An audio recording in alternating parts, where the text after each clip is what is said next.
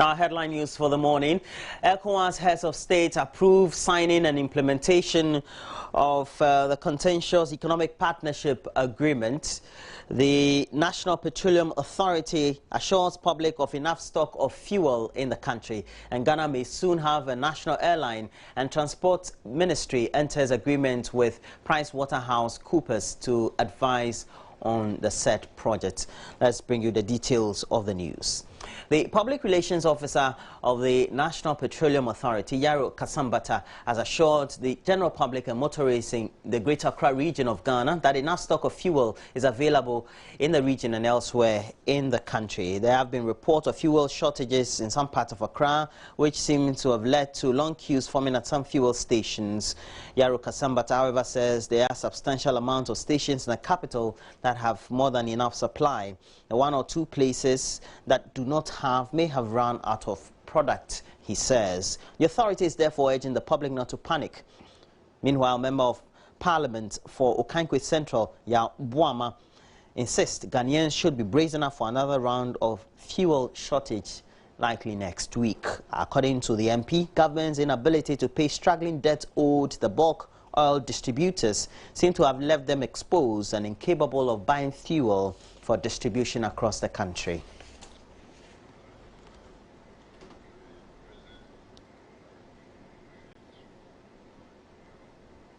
There's an ongoing ECOWAS Summit, media summit here in Accra, and the chairman of ECOWAS, Ghana's President John Dramani Mahama, has been making a case for the removal of the physical boundaries that exist between ECOWAS member states, explaining it will bring immense economic benefits or gains. Arguing for the adoption of a biometric identification system for residents of member states, the president said the free movement of persons must be treated with urgency within the sub-region. I've indicated on a number of occasions, and indeed it's still my conviction, that central to the realization of our community's dream of full integration is the implementation of the protocols on free movement of persons, goods and services, rights of residents and establishments, as well as the ECOWAS trade liberalization scheme. Member states have made significant progress in this area. Indeed, ECOWAS citizens no longer require visas to travel within our sub-region, but more work needs to be done. We are also making some progress on our common plan of a single currency. Over the last days, we have had briefings from the ECOWAS Monetary Task Force on the way forward. We're also making progress on the implementation of the ECOWAS Common External Tariff, which is expected to come into force from 1st January 2015. I wish therefore to take this opportunity to urge the ECOWAS Commission and member states to ensure that all ECOWAS citizens, especially importers, are well informed to become strong stakeholders and advocates in the implementation of the Common External Tariff.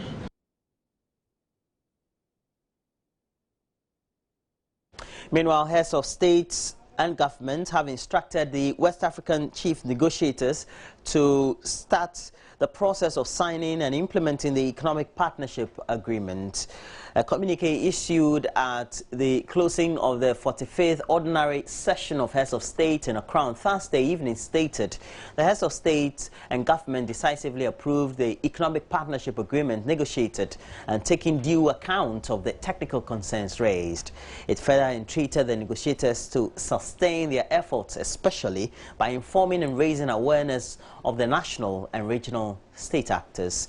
Signing of the agreement has met several oppositions over the years, with some member states contemplating on its benefit to the sub-region in terms of fair trade with the international market.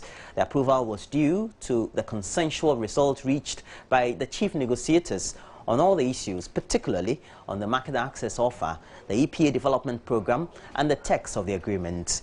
The work of the ad hoc committee set up by the 44th Ordinary Session of the Authority mentioned that it considered the technical concerns raised by some member states and whose recommendations led to appropriate solutions on the subject.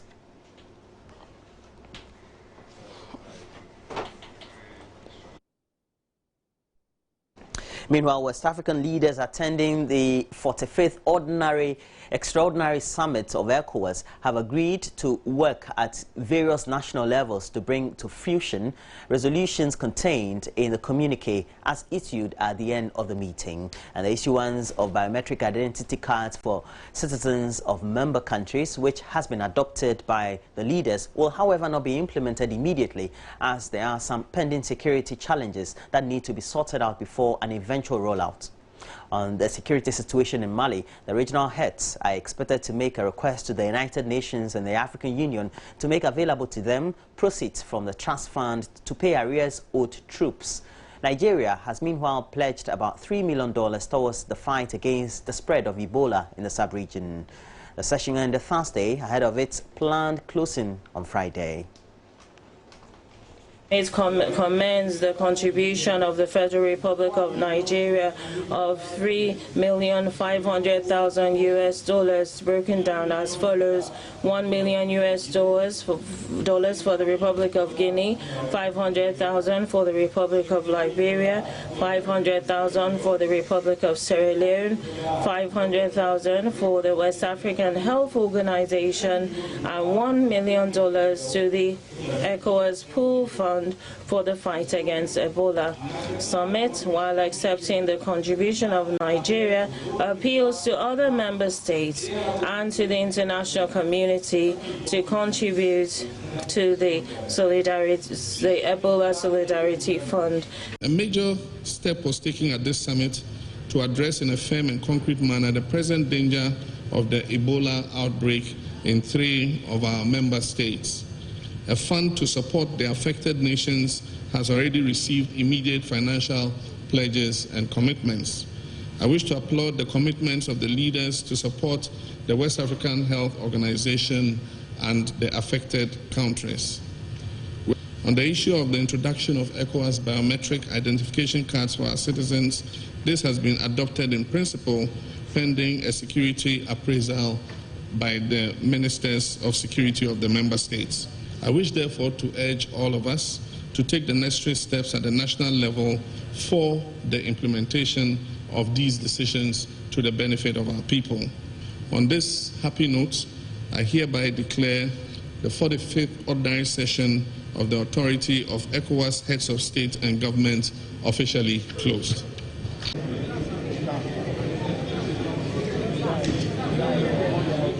Away from the borders, the Ministry of Transport has gone into an agreement with consulting firm PricewaterhouseCoopers to settle on a transactional advisor for the development of the Buankra Inland Port and Eastern Railway projects. The 2 projects, together with the establishment of a national airline, are being financed with a $30 million World Bank facility earmarked for the promotion of a public-private partnership in Ghana. Minister for Transport Jifa Ativo says the transaction advisor will conduct feasibility studies to attract investors. There's a report by Redwan Karim Osman. The International Development Association Public-Private Partnership project is to build the capacity of government to assess the viability of projects that they are interested in pursuing following the PPP route. Ghana in December 2012 was granted a $30 million facility to support potential PPP projects through the hiring of transaction advisors. At the signing of the agreement in Accra, Minister for Transport Jifa Ativo said most PPP potential projects are at early stages of procuring transaction advisory services. The Buankra Inland Port and the Eastern Railway Line and the establishment of a national carrier. For the Buankra Inland Port and the Eastern Railway Line project, the Ministry, in collaboration with the Ministry of Finance and with funding by the World Bank, has gone through a procurement process for the engagement of Messrs. PricewaterhouseCoopers as the transaction advisors for the project. She highlighted the importance of the Buankra Inland Port and Eastern Railway projects. The Buankra Inland Port and the Eastern Rail Line project is an important multimodal transport infrastructure development which, when completed, would improve the rail link between Tema and Kumasi and also enhance the operational efficiency of both the Tema and Takoradi ports. This would facilitate trade as it will bring import and export services closer to the doorsteps of shippers in the northern half of Ghana, as well as the landlocked countries including Mali, Niger, and Burkina Faso. Senior country partner for the PricewaterhouseCoopers, Felix Addo, highlighted activities that will go into the feasibility studies on both projects. Of things like environmental analysis, market studies, to be technical feasibility, financial studies, bankability of the project, and all that. Okay. Now, once that is done, we get various approvals from what we call the PPP committee, as laid down in the PPP policy framework. Okay. Then we go through the procurement process. Okay. We come out with an international tender, invite people all across the world. That's folks who are players in this particular area. That's railways and inland ports. Okay.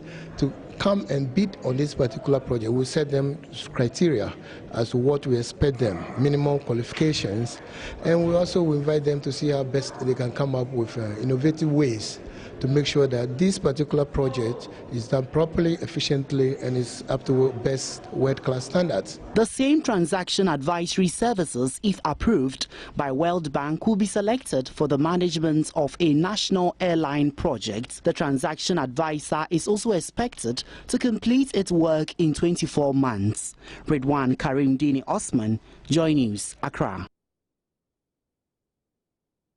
Well, so that's it for AM News on the AM show, and we have to bring you a recap of our top stories. ECOWAS heads of state have approved the signing and implementation of the contentious economic partnership agreement. The National Petroleum Authority has assured the public of enough stock of fuel in Ghana, and the country may soon have a national airline, as well as the Transport Ministry already entering with an agreement with the PricewaterhouseCoopers consulting firm to advise as transaction advisors on the two projects. That's it for the news we have. Benedict Owusu is around to bring you the sports headlines. Do stay on. We'll be right back.